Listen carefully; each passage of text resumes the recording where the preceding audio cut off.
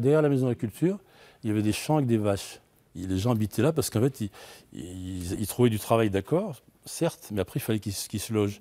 Et il n'y avait pas des logements pour tout le monde. Et des gens habitaient, toute cette zone-là était habitée par des gens, des travailleurs qui habitaient dans des cabanes qu'on peut appeler des bidonvilles.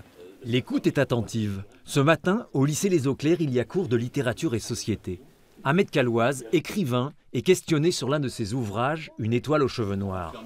Le roman retrace l'histoire de sa mère, immigrée algérienne arrivée en France dans les années 50, plus précisément sur le plateau mathésin, puis dans le quartier Mistral à Grenoble. Et donc, ma mère ne sait pas lire, et beaucoup de parents de cette génération ne savaient pas lire.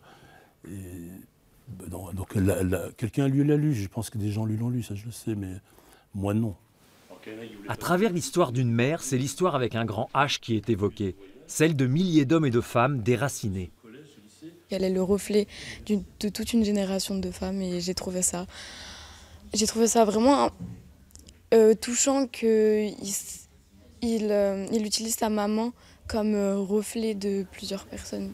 Je suis issue d'une famille d'immigrés italiens, donc j'ai l'habitude. Et je me suis beaucoup reconnue dans plein de trucs qu'il a dit, que mon arrière-grand-mère m'aurait raconté, tout ça. Du coup, ça m'a pas mal touchée. Pauvreté, religion, racisme, le thème des récits d'immigration parlent aux lycéens d'aujourd'hui. Cette rencontre permet d'aborder l'enseignement de la littérature d'une façon plus vivante. Ça permet aux élèves de voir qu'un auteur, c'est pas forcément quelqu'un de mort, puisque d'habitude on étudie Hugo, Voltaire, voilà, des auteurs que les élèves finissent par trouver peut-être un peu poussiéreux.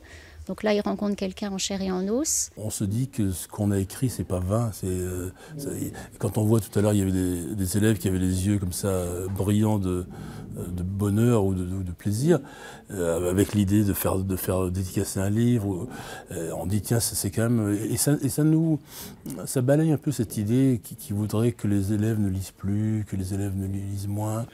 Et après la lecture, l'écriture. Les élèves vont devoir recueillir les témoignages d'immigrés et raconter leur histoire.